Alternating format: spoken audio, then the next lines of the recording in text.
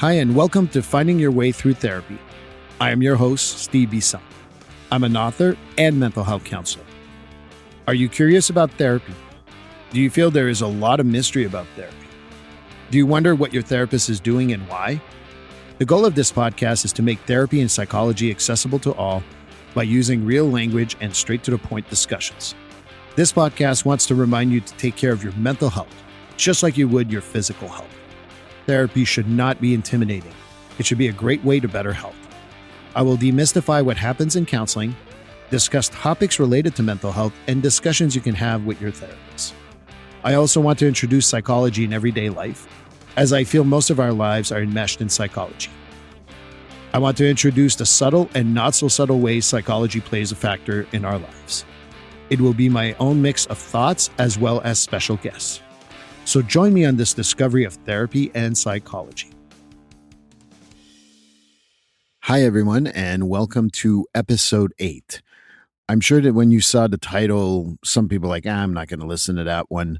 But I got to tell you, sitting here with my wrestling shirt and someone who has been watching wrestling all my life, I was very excited about this episode because I wanted it to be a conversation in regards to the psychology of wrestling. I invited someone who's probably as crazy of a wrestling fan as I am in a good way. Her name is Lisa Dennis. Lisa works in strategy for a large U.S. bank, and we are united by our love of wrestling and psychology, frankly, because we've had a lot of conversations about that also. But I wanted to invite someone that understands that wrestling is much more than just my soap opera anyway, since 1979, 1980. I can't really remember when I started watching. But I also wanted to make it accessible to everyone who may not think of wrestling as in the same way. So I'm hoping this conversation goes really well. I hope you guys really enjoyed it. I know that I will enjoy it for sure. And listen to me and Lisa talk about wrestling. Hi, and welcome to episode 8 of Finding Your Way Through Therapy. My name is Steve Bisa. This is one of my favorite things to talk about. I've been a wrestling fan since age 4, which brings it back to 1979. So that if you want to figure out when my birthday is, go ahead. But here's someone I've worked with Lisa for a long time, and we're both what we consider marks for wrestling, which means like we buy into what goes on into professional wrestling. So Lisa is here to talk a little bit about how the psychology of wrestling involves a lot of different things that I think is everyday life for most of us. So thank you, Lisa, for accepting to be here. Yeah, super happy to be here. Super happy to be talking about wrestling, which is probably one of my favorite things in the world. Yeah. Well, maybe that's a good place to start. What attracted you to professional wrestling originally? So I guess this is going to be the podcast of us dating ourselves. So I remember very clearly in 1987 when Hulk Hogan body slammed Andre the Giant. I was in my aunt's house, which means one of my older cousins must have had like the pay-per-view back when it was pay-per-view and you actually had to pay and click over to the channel. Don't forget closed circuit TV at the big arenas. Right. But I remember watching that as a 5-year-old child and being transfixed because, of course, there was a bit of the promotional work before that, right? The package building of, is Hulk going to be able to body slam the Giant? And good versus I was evil. I was really hooked into this idea of, would Hulk be able to kind of put down this unstoppable force, right? That's the first time I can remember being enthralled with the idea of wrestling.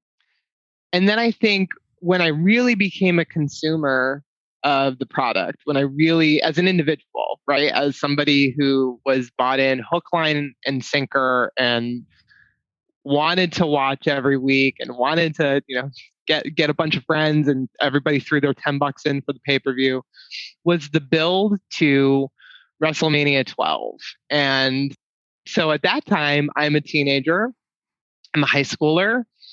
I am probably the person, you want to talk psychology, right? I'm probably the person that Vince McMahon in the then WWF wanted to fall in love with the Heartbreak Kid, Shawn Michaels, right? Because he was the heartthrob, the bad boy, the, not playing by the rules, And you know. Vince McMahon is the owner of now WWE, was the owner then, and he was promoting all these events and trying to sell these wrestlers, which means getting us to buy into these wrestlers.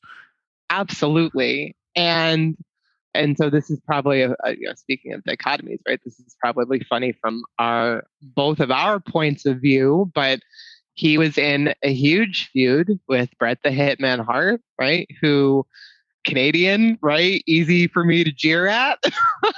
Easy for me to, All right, want this to root interview is for. over. I'm sorry. Easy for me to want to root for the home team guy. But the build up to the Iron Man match at 12, which was for those of you who are less familiar with wrestling, it's a 60-minute long match. It's grueling, right? It's not a standard format kind of pinfall 1, 2, 3 and the match is It's a over. 60-minute storytelling saga with drama, maybe even some lull, but ultimately really a lot of drama, a lot of back and forth of, oof, is there going to be a pin? Is someone's going to win? The good guy going to take over the bad guy? There's a lot of stuff that goes on there. There's definitely this feeling of, in a match like that where it's very, very intense, there's definitely a feeling of even the guy that you don't like, the guy that you don't want to win, when he's taken the other guy to the mat and he's, technically sound or, just impressive, there really is something about that where the tension builds, you're invested. And maybe one of the things that's very interesting about wrestling is even though you may have in your mind the guy that you want to win, sometimes you're so invested just in the quality of the match that it becomes more about the match, right? That high quality experience where both guys can come out. A guy can lose and still somehow come out psychologically with the crowd, the winner. And I think winner, I guess, as we would say as fans of the business, or go over, right? A guy can go over. And what's You're interesting about you're that is talking you about can lose. yeah, Yeah, you can lose and still be put over, right? Like you can lose and still you came out on top with the crowd. So and the it's double turn fascinating. from WrestleMania 13 with Stone Cold Steve Austin and Bret Hart is also one of my all-time favorite matches because that's when the good guy became the bad guy and the bad guy became the good guy in the same exact match, which is a double turn, as they call it in a little more of the marks like ourselves, people who watch a lot of wrestling. But yeah, I think that that's a lot of this stuff. And, obviously I was invested in a different guy than you in that match. And what I like about the psychology of that is you can correct me if I'm wrong, but for me, it was like, Sean could beat him. Oof, I hope that doesn't. So it kept me watching because I was always, oh, he's taking over. It's going to be good. But I'm assuming a fan of Sean was thinking the same thing about Bret Hart. I think what's fascinating about Shawn Michaels and Bret Hart is they're both technicians in their own way. Like Shawn Michaels is very, very showy, right? Very flamboyant and flashy. Bret comes from this kind of long pedigreed lineage of wrestlers, wrestling family, wrestling dad who owned a territory promotion and trained in a place called the Dungeon, right? And at any given second during that match, it was completely believable. Whoever was going to take the belt was completely believable. Your level of investment during that match was so high. And I was such a fan of Shawn. I think Bret was the perfect foil to him. From talk about that from a psychology perspective, right? They were so diametrically opposed. They couldn't have been more different as people. And I think part of the real world tension that was so palpable between them in that rivalry was very interesting. A lot of times, wrestling gets its flack for being fake or predetermined, or use whatever wording you want, but the off-screen tension was palpably there through the screen all the time, and that made the stakes of what happened in the ring with them so much more interesting, right? And kept me so much more engaged. And so that's really like where my now 20 some odd year on love affair with wrestling really kind of crystallized for me was in that time period. I remember in the, maybe the early 80s, because, you don't remember much when you're four, but watching Abdullah the Butcher, who is the ultimate evil man, come in to beat up my hero Dino Bravo, or beat up and this was when wrestling was smaller in small regions, or what they call territories, which still exist to a certain extent, but way different than what it was then. And Abdullah would come in with an object. I mean, I remember my aunt not wanting to watch the match because she was so upset. For me, it He was gives always, someone a fork in the eye. and it was stuff that, and the funny part is that you sit there and you go, like, I just want the good guy to win because he's doing the right thing. And in psychology, that's what we want, right? We always want, I'm doing the right thing, I should win. And you don't. And I think that that's one of those familiarities with psychology and wrestling to me, is that I'm doing the right thing. God damn it. Why isn't it not going in my way? And I think that that's the stuff that's always gotten me, because, like, you can do the right thing and still not win. And I relate to that in wrestling for a whole lot. We can talk about so many things that's happened like that. I think of Tommy Dreamer and Raven in the ECW, and Tommy Dreamer was the good guy who did everything right, who did the right thing. And he never won. Well, I know he won with the last ever, but I don't count that. Even he would say he doesn't count it, but that's way too marky for a whole lot of people here. No, but But you bring up a good point with Tommy Dreamer, because Tommy Dreamer brought that up in, was it a biography that he shot with the WWE? But he said that straight out, that he was angry in real life because for what, a decade on, he had done the right thing.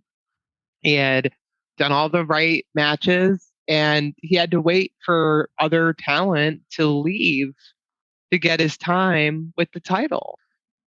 And the advent of the internet, of course, like changes a lot of that, where you didn't have to go look at the dirt sheets, the the like what's happening for real, right? Like you could find that on the internet. But I think there's a lot of compelling characters where that psychology of what's actually happening in the locker room as it spills out into what we see and what we consider to be predetermined is incredible, and makes those characters really believable or endearing or easy to root for or easy to just hate. well, and I think it's also something that, you can feel that in some families where, the kid that does everything right but isn't visible, or at work you do everything right, but because the other person has that degree or has this person that they know or what have you, and they get the promotion before you. And there's a lot of that that can be very relatable to wrestling. And part of it is what keeps me watching to this day, and watching certain wrestling types. Like I really like I've always been the smaller guy version, because even though I'm bigger, I'm not that tall. So I'm always like that. And a little, how come he never wins? How come, we never gave a championship to whoever? I can't think of anyone right now, but that's the stuff. And that's what keeps me watching to this day, and seeing, even like, it's hard to call AEW a startup, but we'll call it a startup nonetheless. But someone going after the giant that the WWE is, there's even drama within, outside of the companies, that really keeps me going, and see, like, how is Kenny Omega going to top that? Oh, Roman Reigns got my attention. He's with WWE, Omega's with AEW. But that whole, like, one-upsmanship, which was lost for several years since the, like, early 2000s, in my opinion, TNA does not count, in my opinion. Agreed. Completely but agreed. but I'm very much marking, and a lot of people are going to be bored to tears here. So maybe I should ask you why you keep on watching. Why are you still watching today in 2021? Why are we watching Kenny Omega become the cleaner again, but we don't call him that because it was from another organization? Yeah, let me step backwards and say, part of what keeps me watching is the fact that there's a lot of willingness today to push very hard on the envelope of what people are willing to accept, what they want to see, where they might be willing to go, that pushes the boundaries of storytelling.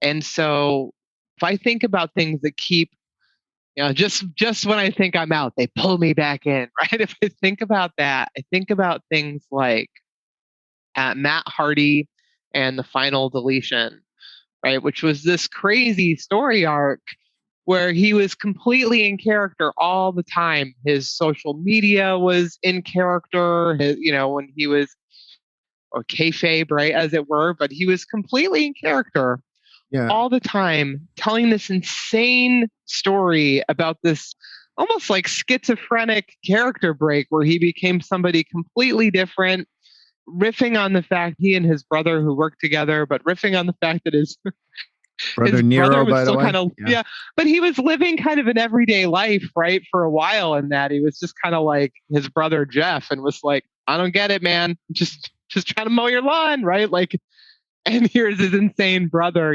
just try to put the screws to him all the time. Things like, I Alternative mean, reality that a lot of people sometimes we meet are there. well, you want to talk about things that push the envelope and things that relate to psychology and things that keep pulling me back, like Bray Wyatt's Firefly Funhouse match with John Cena, which, let me tell you, a lot of people misunderstood, in my humble opinion. A lot of people did not get this piece of art, I because I agree. do think it's a piece of art, where the match was actually John Cena stepping back through all the failures of his career and facing himself at every turn. And that included in some alternate realities that didn't get to play out because of how oppressed he was by the corporation he worked for. So I watch, and I watch like a casual a lot of the time, right? I'll flip it on and I'll watch the match, I'll have my snack, I'm marginally invested. But then I do watch a lot of times for these big creative endeavors from these guys who are really pushing the boundaries of, I guess, what we're willing to take in and chew on, right? And what we're willing to be like, oh, okay, like this is not just 1, 2, 3 on the mat. This is something that really is asking me to pay attention and think critically about something for a moment. Right. So really looking at it in a different angle, which is a little bit of what we do in everyday life. We have to learn how. I think that when you talk about that Firefly Funhouse match from WrestleMania last year, I think you're right. A lot of people did not get it. And if you watch it again and again, I think with time you kind of like, oh, wait a minute, now I'm seeing the trend. And I can't say that on the first try, I got some of it, but not all of it. And then again, I'm a mark for wrestling. I watch a lot of wrestling. So I watch it again. I'm like, oh, now this is brilliant. I didn't watch the Stadium Stampede match the same way. I still don't think that that was as brilliant, but it was certainly a good try. But it talks a little bit about the stuff. Like again, I'm going to just remind people that we're not listening to a wrestling podcast. I promise this is Finding Your Way Through Therapy. I'm your host, Steve Biso, and I'm sitting here with Lisa Dennis. We're talking about wrestling and how it relates to psychology. And one of the things that you kind of brought up in some ways is it's a persona. Like when you look at the one that's brought up regularly in WWE is when we had the ringmaster, which is Steve Austin, who was not at all who he was. And then he became Stone Cold Steve Austin. And that's more of who he is. So sometimes the persona melts into who you are. And we do that in business. We do that in life in general.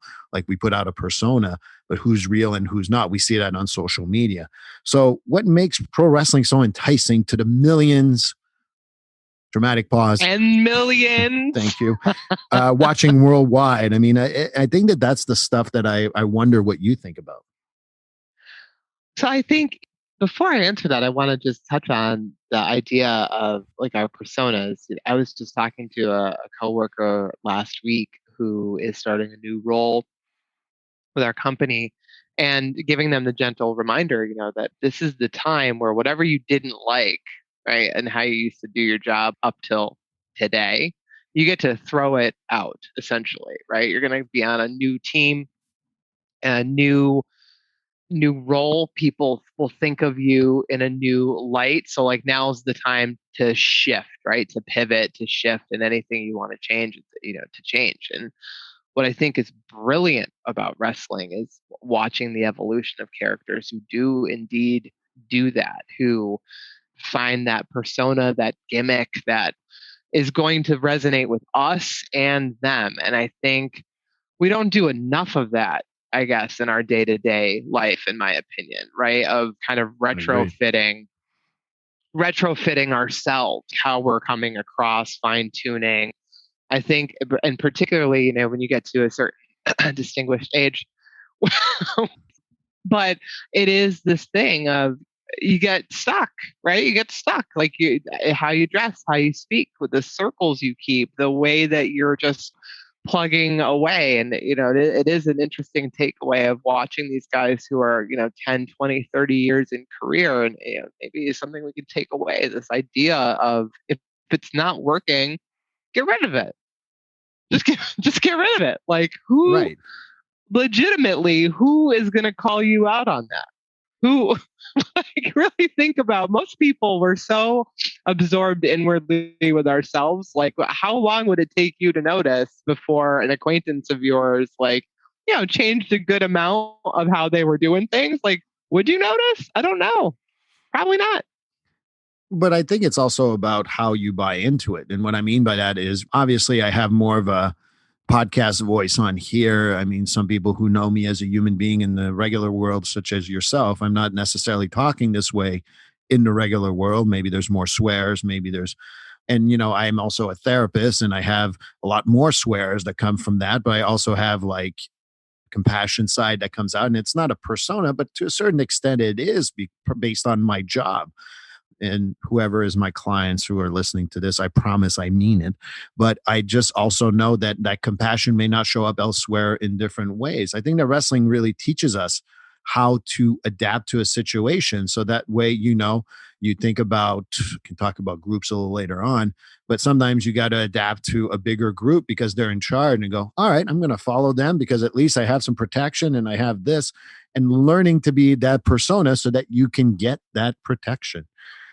And maybe wrestling is a little more like Jungian than we give it credit for, right? Take the mask on, take the mask off, right? Depending on where you're at and who you're interacting with. That's probably a whole other discussion, but it's wild to actually think about the fact that we probably should do more of what you see in the ring, and we don't. And adapting to a situation, people cheat, we always feel like, oh God, they cheated. And then they find another way to cheat and they find another way to cheat until they're put into a cage match. And somehow they find another way to cheat. And we all get frustrated. And it's the buy-in of our young, like you said, the different masks, but sometimes we adapt to situations. And I think in psychology, what we do is like, okay, I'm pushed in a corner here. What am I going to do to get out of this corner? But the more you cheat, eventually catches up to you. What's so fascinating about that is just how much projection goes into viewing, right? Like, when you talk about, like, what keeps people watching, it's like some of those story arcs are very long, right? We're waiting for the payoff. And in life, like, this happens to us all the time. Like, you can see that the arc that you're in is long, right? Like, you can see it, whether it's work or family, or you're working out and eating well, right? Like, you see the arc is so long, and there's challenges, and there's just unexpected garbage getting thrown right at your hero, and there's setbacks, and there's your hero and your villain are about to face off, and then they get sidetracked. This group wants a piece of that action, that group wants a piece, the boss says no, right? Like, there's so much projection, I think, and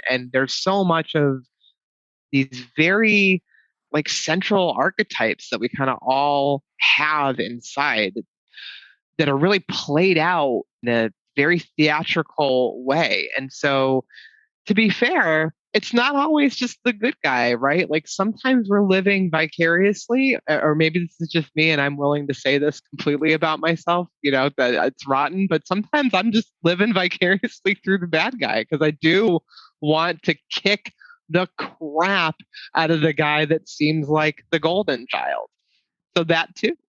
Right. And I mean, and sometimes the golden child becomes the suck up, and that gets to your nerves. Now you want to kick the golden child's butt because he's been too nice or what have you. And I mean, we there's so many, you talk about the long arch. It's interesting in American wrestling, American professional wrestling. It's getting there. It's getting back there. I remember that from years ago, but they went away. And I think about Japanese wrestling. I think about professional wrestling again. And the UK wrestling, they've gone for the long arc for years. And you got to buy into like 3 years of a storyline before you get the payoff. And here it's like you get the payoff in 3 months. And in life, I think that sometimes we do get the payoffs in 3 months, but sometimes it takes 3 years. And learning to be able to be patient. And you're like, how come they gave him the championship? Oh, yeah, because they need to sidetrack him. He's got to come in and like, there's always going to be a little backstory that comes in, but they're going to always follow each other until there's the big payoff. And that's kind of what we see in everyday life. I'm sure that we all have a person in our lives that is like that. I mean, I've had friends from Canada for 20 something years, and sometimes I don't hear from them for a while. And then suddenly they just show up and we talk every day for a month, and then poof, they disappear again. And or I disappear. I'm not going to put it all on them. And it's just the interesting stuff of life that I think that wrestling really represents, because what's right versus what's wrong. And I think that we like to think that it's black or white.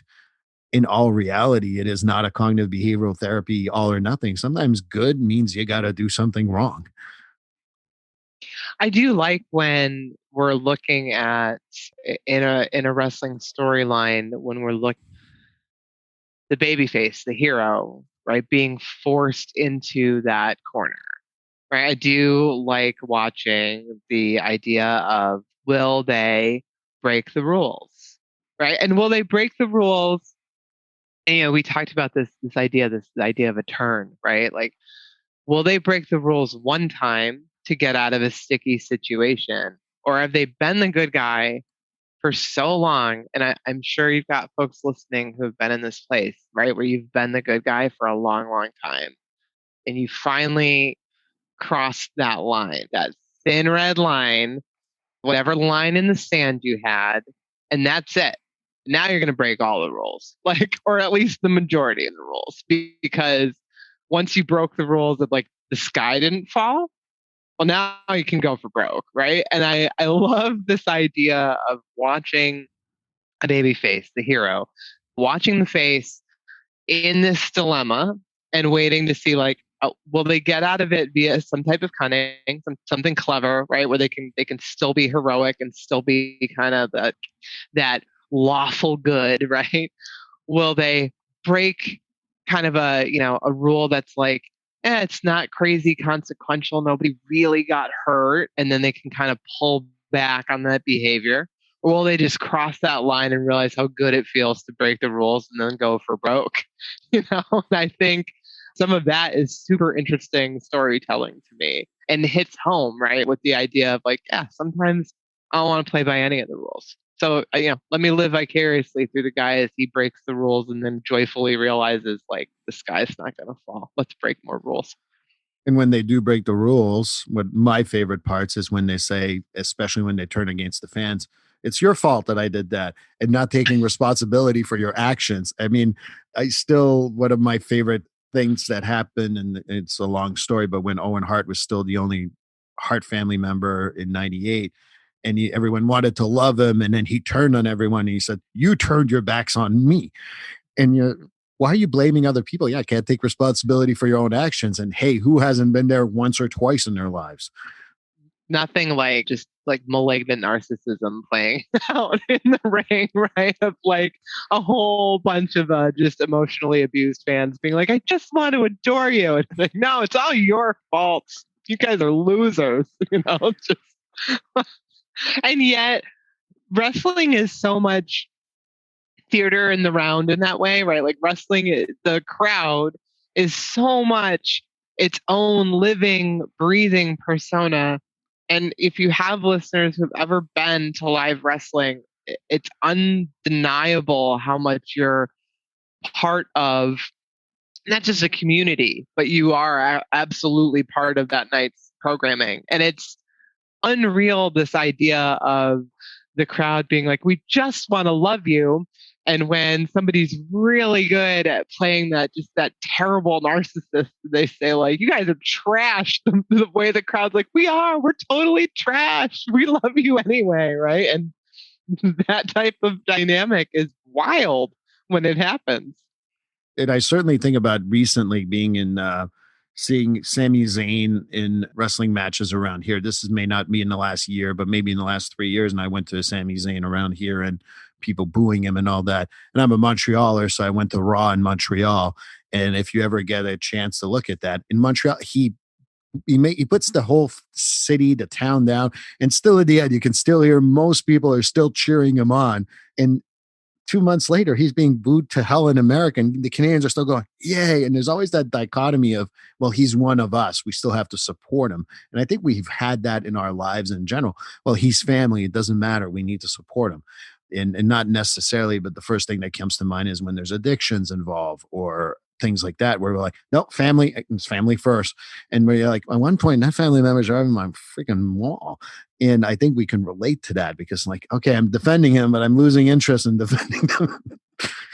Yeah, but I think that goes back to the idea of us projecting into these larger than life characters, right? That if you want to know what keeps the millions Upon millions. watching, it's this idea of at any given time, you're gonna see yourself or someone you know in these huge, larger than life characters. And sometimes they're fighting your fight, and sometimes they're doing things that you wish you could do, and you get a little bit of like, just live vicariously through that for just a little bit. That's very satisfying. And sometimes, especially in storylines that have a little bit of real life in there, or there's a little bit of emotional charge in there, you're watching, kind of holding your breath, wondering how much is real and how much is predetermined outcome or a work, right? How much of it's real, how much of it's predetermined. And sometimes the line is really blurry, and sometimes you're just very emotionally invested in watching that tension play out. Maybe that's a good jumping point again. Listening to Finding Your Way Through Therapy podcast, Steve Bison with Lisa Dennis, still talking about wrestling psychology, how it relates. And one of the things you brought up earlier is the psychology of different storylines. And I think that they might be a good jumping point to talk about a couple of things that me and you have talked about before. And the first thing that really comes to mind is I think we both agree about the Stone Cold Steve Austin storyline. So maybe it would be helpful knowing that Stone Cold Steve Austin is a wrestler who went against the boss, basically, and that's kind of where it goes. And I'll leave the floor for you. I think this storyline is wild. The way I perceived it as a teenager and the way I perceive it as an adult are two very, very different things, right? They are worlds apart. So, Steve Austin in real life has his neck essentially broken by Owen Hart, who you mentioned earlier. It's a devastating injury, right? And just for And those who don't know the storyline, this was not done purposely. It was a mistake. Just want to make sure. But it was Yeah, really absolutely. broken. Just It was but really again, broken. we always got to keep in mind they don't know maybe what we're talking about. And fair. Fair. So this is a real injury that occurs. Not that Owen Hart was out to injure Steve Austin. It was an accident that happened. So regardless, they need to write Steve out for a little bit, right? So he can heal from this neck injury. And so they do that. They play an angle where, he's not medically cleared, and he flips on the boss because he's not medically cleared. And what I think is interesting is when I was a child, I saw this and I was right in Steve Austin's corner, right? Like, oh my God, like, how can they not let him? Like, he's got the rocket on him. He's like going to the top, right? Like, how dare they not medically clear him? Of course, I don't know at the time that his neck's actually broken, right? Like, part of me is like, it's not really a serious injury, right? And I'm rooting for Steve, and I'm angry at the boss, Vince McMahon, and I want to hate Vince, which we'll get to, but that's where we culminate this storyline, right? Is with everybody really having this huge amount of enmity for Vince. As an adult, Vince begins this storyline as this concerned employer who is like, I want to keep you safe. I want to keep the company safe. this is about your health. It's about our risk. Like, and he's pretty, at least for the first few months of this feud, he's pretty congenial, right? Like, it's very congenial. And Steve is really the aggressor, right? Like, F you can't keep me out of here. The cops are coming to take him away. And it's a fascinating feud from this perspective. If you watch it with this perspective of Vince being the good guy boss, being antagonized nightly by just a terrible employee, it then becomes Vince being harassed into madness, right? Like and he starts to escalate because there's no other option. As a child, it was delightful to watch Steve Austin rail against the man. And I was very countercultured as a teenager, so I too wanted to rail against the man. Maybe now it's because I've sold out and I live in corporate America, but I'm like, that was your good guy boss, and you drove him insane, and then you beat him in a hospital with a bedpan, right? Like, what Very is this iconic moment, craziness? though. Oh yeah, but it's fascinating. I think to me to see how I view it 20 years apart through a rewatch of my perspective then, which was like screw the man, stick it to Vince, and how I watch it now as an adult, going he drove his boss absolutely insane until the man had no choice but to lose his mind and become the Mr. McMahon persona that we know and love as just this evil heel, right? So that's my thoughts on Stone Cold. I don't know about yours.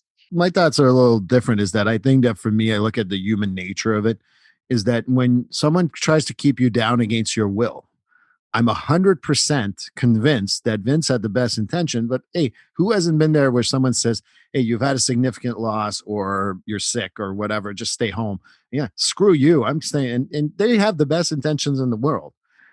But you're like, no, I'm stronger than that. And I see that side of the fight where I see both sides of being very, and maybe when my 20-year-old self did not see that, but my 45-year-old man go like, yeah, stay home. It's a good idea.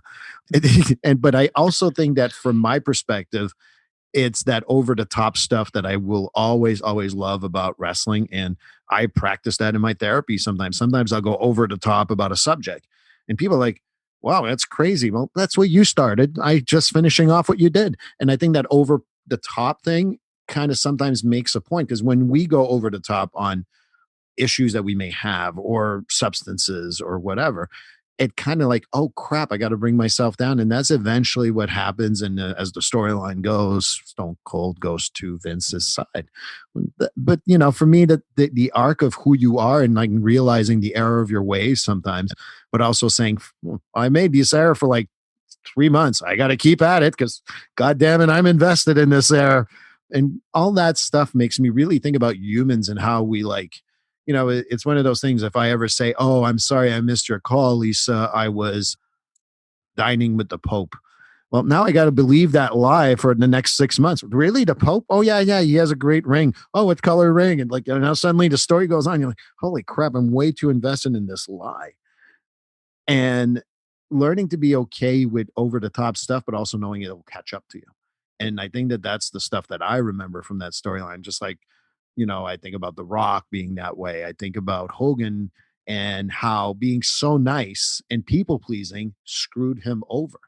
And learning that in life, if we try to people please too long, we then become the bad guy that straight paints NWO, New World Order, on the World Championship and tells the fans to, I can't remember his exact words at Bash at the Beach, but to go screw up to a certain extent. And I think that for me, it's that over the top, like being invested too much in one thing may be detrimental to you. And that happens a lot with people. That's an interesting storyline, the NWO storyline, right? So the New World Order storyline is essentially the inmates running the asylum, right? It's the bad guys running the franchise. And for me, I am NWO for life, right? I loved this entire, and what is interesting, because this eventually happens, the same thing happens with the New World Order that you mentioned with Hogan, right? So Hogan is a good guy to a fault, a good guy for forever, a people pleaser to the nth degree. And Say people your are, prayers, eat your vitamins. that's right, right? The demandments. Yes. But he eventually sours, right? Because the fans, how much people pleasing and how much Boy Scout can you take? For everybody knows somebody like that, right? Where you're like, could you just nothing? You don't swear, you don't spit, you don't smoke, nothing. Like I don't know if I can hang with that, right? But the NWO is also a fascinating storyline in that the bad guys take over. They form a faction or a group or a stable, whatever word you want to give it, right? And it becomes colossal. It becomes a monument in and of itself. In fact, cliches are cliches for a reason, right? But they become kind of this corporate overstructure in a way. They become the very thing that they're railing against, where there's a hierarchy and a dude at the top, aka Hogan, who's making the rules, and the guys underneath are like, this is like no different than the thing that we just left to fight against the thing for. And eventually it too collapses under its own weight. It collapses under its own, it almost becomes a parody of itself to a certain extent by the end. And you think about what happens in the long term. I mean, I may be NWO for life, but I really am Wolfpack for life personally. Right? Um, You can't see, but yeah, Google it. You're you can making look a it up. hand signal and Google it. That's But right. yeah, I'm NWO for life, but more Wolfpack for life. But you look at, wasn't there the Latin World Order at some point, and with Eddie Guerrero among others? That's right. And you see what happens when you get too big. Too big, then people faction. And then, to for those people who don't know the storyline, it started off with three wrestlers: Kevin Nash, Scott Hall, and Hulk Hogan. And then eventually, I mean, I remember there was like 20 people that couldn't fit all in the ring. There were That's two right. people standing outside. I mean, Scott Norton and people I've like, really? They're an NWO guy? Anyway. Yeah, And the guy nobody knows about, the guy who they fished out of the locker room 10 minutes, a janitor, a janitor in Speedos, like and you're in and the if, ring. Yeah. and if Scott Norton's listening, I know you're bigger than me, so you win. But at the end of the day, it becomes so big that it loses its meaning. And you've seen that play out a couple of times. Think about TNA's Aces and Eights with, what was his name? I always want to call him Bully Ray, but I can't remember if that was his whatever wrestling organization name was. But Over that, in TNA, I think they were fully right? Yeah, yeah, he's Bubba Ray, I think, in the WWE. correct. But they did the same thing. They became so big that they collapsed upon themselves. And I think that's a good storyline to have in life. But at one point, I mean, I remember also with that storyline how even to a certain extent by week 17 of them just dominating everything, because like, oh, okay, they're going to go for the championship, guess who's going to intervene at the end? And I would be like, no, I'm turning that off until Sting showed up. So I think this brings up this thought about what are we hungry for? It's not monotony, right? Right. Like it's not monotony. If you think for 1 second that what we're hungry for is like the stable, flat line, I know what to expect today life, if you watch a straight, to your point, watch 3 months straight of wrestling and think about what you actually want to see happen in the ring, right? What you want to see is a bit of justice, sometimes a bit of cowboy justice, right? Sometimes Yeah. a little bit of the bad guy putting the good guy in his place if he's a little too smarmy, or vice versa, right?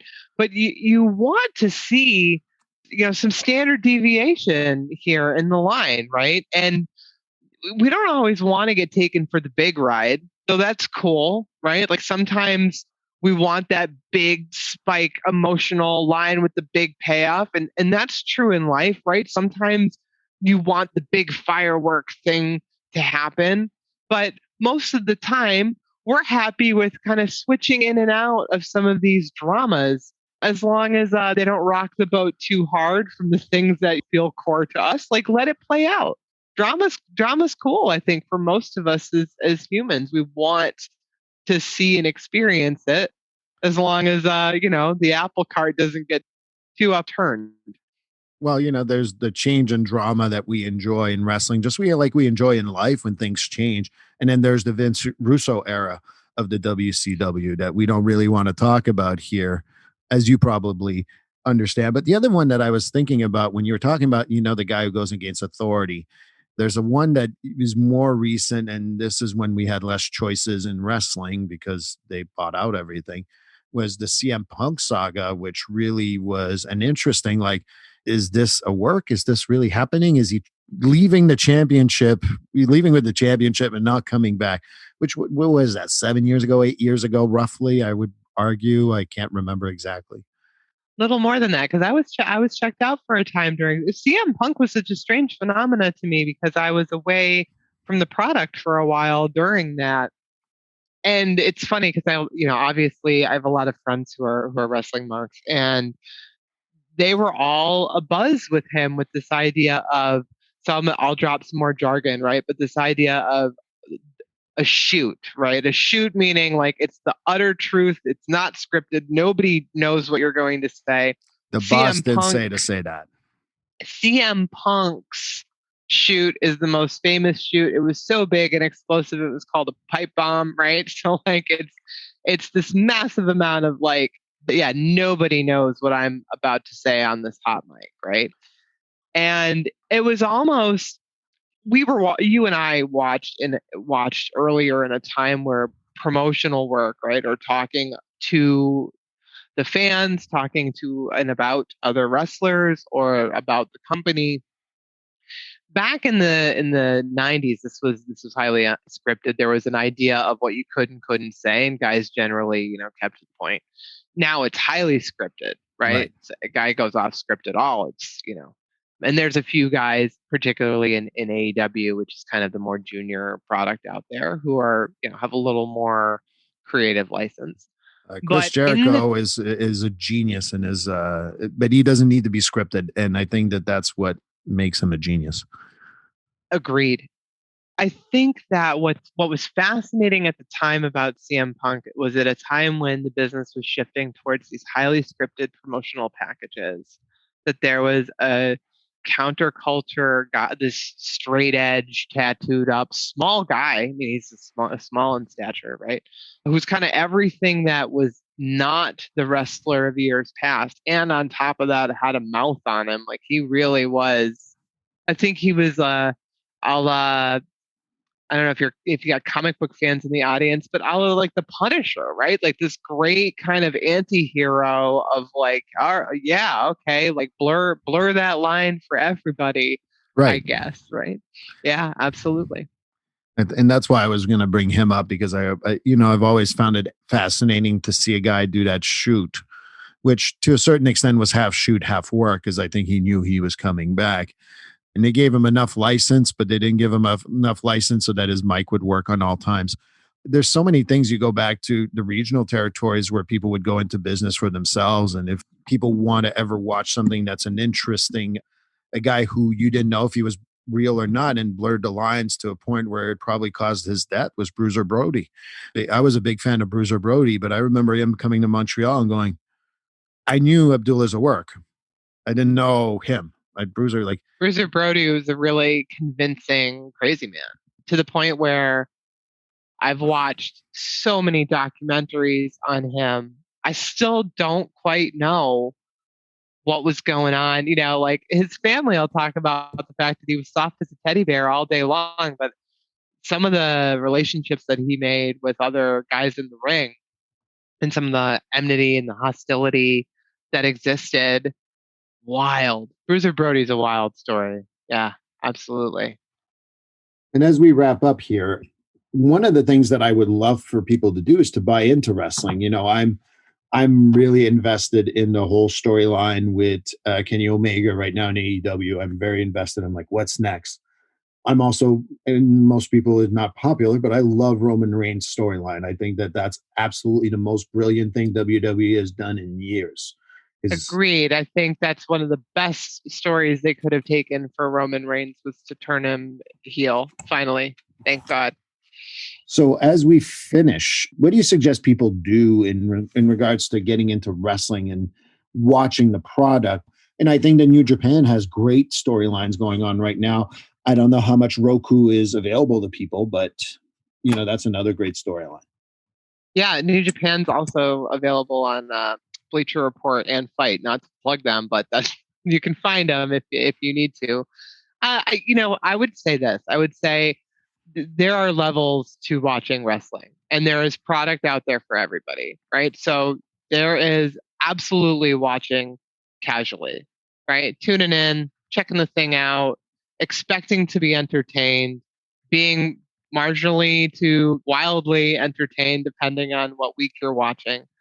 And there's definitely a level of watching with a sense of community. So if you get super into wrestling, you will find other wrestling fans and you will find that we love obviously to talk about the product, and there's a real sense of community and belonging, and most wrestling fans do want to get into the psychology of what's happening because we're trying to stay, at least the smart marks are trying to stay ahead of the writers, right? We're trying constantly to figure out, are they going to give this to us, not give this to us, let us think we're going to have it and pull it away, or will we actually get it? Drew McIntyre's WrestleMania moment, a really good, example of that.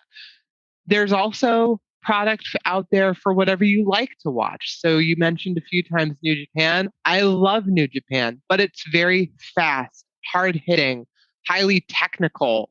It's got a different look and feel than something like the WWE, which is super slick, polished, huge amount of money behind it, or AEW, which is put on by Tony Khan, who is a lifelong wrestling fan. It's wrestling for wrestling fans, right? Wrestling for wrestlers too. So Yes. my advice to you would be don't take it seriously. Don't take yourself so seriously. It's definitely, I always call it my guilty pleasure. And I am, even in the corporate world, folks know that I'm a wrestling fan. And you'd be surprised how many TED Talks you would find from wrestlers on things that bridge to the corporate environment. Be surprised at how often Steve and I talk the psychology of wrestling and how it translates there. It's translating to friends of mine who write for TV and movies out in LA. There's something there for you. Just kind of figure out what you like and go for it. I'll share with you that I see it as my soap opera for the last 40 plus years that's still not finished. And just like the WWE is known not to finish their storyline, sometimes they'll never finish. And I really tell people that if you want to watch a good show just for fun, and sometimes no, like what I like about maybe more AEW versus WWE, although WWE has done better recently, is the best thing of my job and the best thing in my life is I don't know what the next words out of your mouth are going to be. And the worst thing about my life and my job is that I don't know what the next words out of your mouth are going to be. And having that uncertainty and having that drama that we have all in our lives, but this is being played out by people who are characters, and it just gives you that detachment that you can go like, oh, and maybe learn a thing or two about your own life. As you said, they do TED Talks, and among other things. And I know a lot of them are do motivational stuff, and certainly with the new found respect for women's wrestling, I see a lot of value in seeing women that are empowered and not just in bikinis as the product was to be, late 90s, early 2000s. So there's a lot of stuff there, in my opinion. But Lisa, I got to tell you, thank you. Me and you could probably talk about this for 2 hours. I don't know if I have an audience of a 2 hour wrestling discussion, but I think we touched on everyone that I absolutely love. I forgot to plug Ricky Martel, which was one of my favorite wrestlers when I was a kid. You just got to let your audience, if they want more wrestling content, we'll take that over to a Patreon. That's all. We'll figure out something for sure. And my favorite show that I on Sirius XM that I listen almost daily is Busted Open, which has a lot of great info and the intake. And they talk about the psychology. Mark Henry is a very brilliant guy. Billy Ray says what he thinks, but he knows the psychology of it. So not plugging. Although, if you're willing to pay for a commercial, I'm here. Otherwise, no, I'm not plugging anything in this hope that you guys enjoyed the show as much as I've enjoyed, and I can tell that Lisa enjoyed it too. Yeah, Lisa, this is great. thank you very much. And at one point, I'm sure we're going to talk about wrestling again, so you'll be invited for sure. Yeah, my pleasure. Thanks, Steve. Thank you. Well, I hope that you enjoyed episode 8. That was probably one of the most pleasurable conversations I've ever had in regards to wrestling and psychology and purposefully talking about it. I think we name dropped about 24 different wrestlers. So if you want to look them up, you can go ahead. There's much more about wrestling than that. We talked about different organizations and how they work and the psychology that comes from it. You know, one of the things that I remember talking with Lisa is how the dichotomies play a really big factor in how we can see ourselves sometimes in these, I don't know, these conflicts, I guess. That's what I would say. The difficulties of choosing what's next and what we need to do, or feeling like we are justified in our crap behavior. And I think that we all go through that individually in our own private lives. And I think that I wanted to make sure that we included that, as well as just a little bit of the history of wrestling, and especially, well, the years we've been watching. I'm not as versed in 1940s wrestling, I guess. But anyway, I hope you saw the link between wrestling and psychology. Thank you again, Lisa. That was really fun. And I hope everyone enjoys it as much as we do. And I will see you soon.